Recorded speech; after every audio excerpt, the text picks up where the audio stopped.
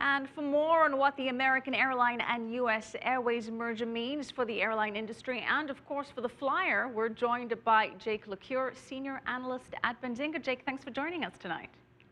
Thanks for having me, Michelle. So, Jake, the Department of Justice initially rejected this merger because of concerns that it would decrease competition and result in higher fares for travelers. So how have these issues been resolved, or how have these concerns now been allayed? What's changed? Well, the Department of Justice is really just looking out for the consumer here. When they first saw the deal, they just didn't have all the information that they needed, and they needed to get a closer look at things. When they got into the second time, they got the data that they needed, and they got the concessions that they needed from the airlines, which got them the deal that they needed. Okay, let's focus a little bit on those concessions. And as part of the merger, American is required to sell certain assets called slots at airports where they have large traffic volume.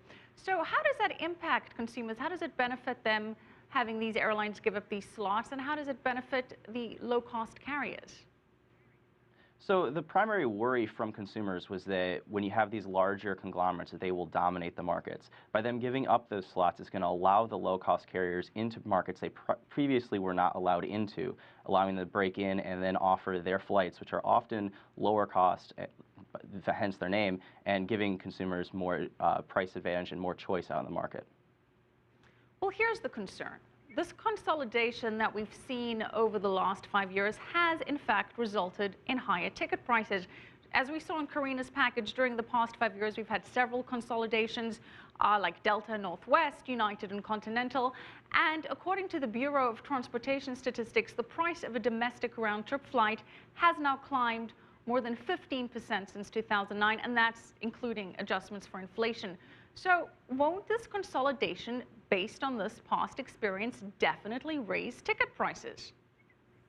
Well, not necessarily. Keep in mind, prices have been on the rise, but so have fuel prices. The incredible volatility in oil prices has actually hurt jet fuel markets, which has then caused a lot of price hikes in tickets. The thing is, when you have these mergers, it does create increased efficiencies. Now, not all of those savings will be passed on to consumers. A lot of it will be passed on as profits to investors, but some of it will be passed on to consumers to keep ticket prices at least flat. Well, you mentioned oil prices, but oil actually has been on the decline. So shouldn't we be seeing cheaper fares because of that?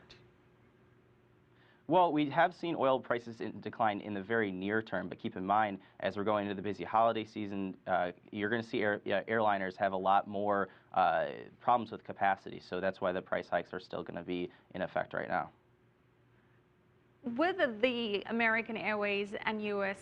Airlines deal and those slots that they've had to give up in these major hub cities, which low-cost carriers or small airlines do you think are going to benefit the most out of that? Well, you're definitely going to see a lot of benefit from carriers like Southwest that have really been growing rapidly in the North American market. But you're also going to see some growth from companies like JetBlue or even Alaska Air. Basically, any carrier that's a smaller carrier that previously was held out of the market by these slots that were previously unavailable is going to benefit from this. Well, according to former American Airlines Chairman Bob Crandall, the settlement, and I quote, is good for lots of cities and ancillary businesses around the country. So explain how this would have a positive effect on these other areas. Well, keep in mind, you had American Airlines going out of business as it was, or they're at least in bankruptcy. Bringing them out of bankruptcy and rolling them into the U.S. Airways company, making the new American, is going to keep them in business and keep them flying around the nation. This is going to keep flights going to smaller cities and increasing tourism. So I think that's the angle that they're taking there. So is this merger going to save jobs, or is it going to cost jobs? Well, overall, I mean, with the merger, you do see increases in efficiency. And while some of those increases in efficiency do come from capital acquisitions and some equipment sales, a lot of it, unfortunately, does come from consolidation of positions within the company. But keep in mind, if they are allowed American Airlines to go through its bankruptcy, you're going to see a lot more damage to the job market than if it was to be absorbed and become the new American. So do you think we're going to see more consolidation in the airline industry going forward? Are there any airlines really left to consolidate? Well, honestly, it's been a massive trend over the past decade, and to be honest, a lot of the smaller, low-cost carriers like that we've been mentioning, especially like Southwest, if they want to continue to compete, they need to consolidate to reach the economies of scale. I would not be shocked if we continue to see some of this consolidation, and that's why we've seen such a run-up in the stock price of some of the smaller carriers recently, is because investors are anticipating that very consolidation. Now, there's been concern that whilst the merger will perhaps be better for domestic travel, that this is going to be a bit of a problem in terms of raising prices with regards to international travel. What is your thought on that?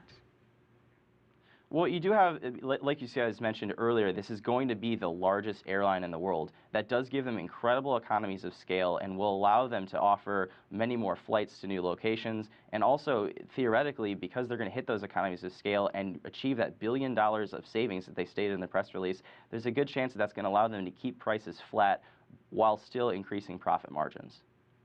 All right, we're heading into the holiday season. That's a very busy travel time. What is the outlook for the airline industry over this holiday season?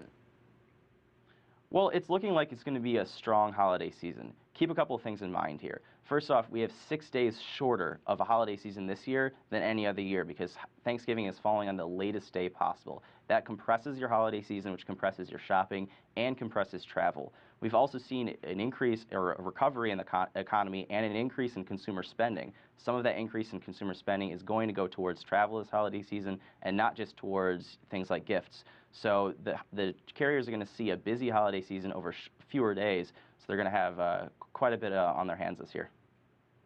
All right. Well, thank you so much, Jake LeCure, Senior Analyst at Benzinga.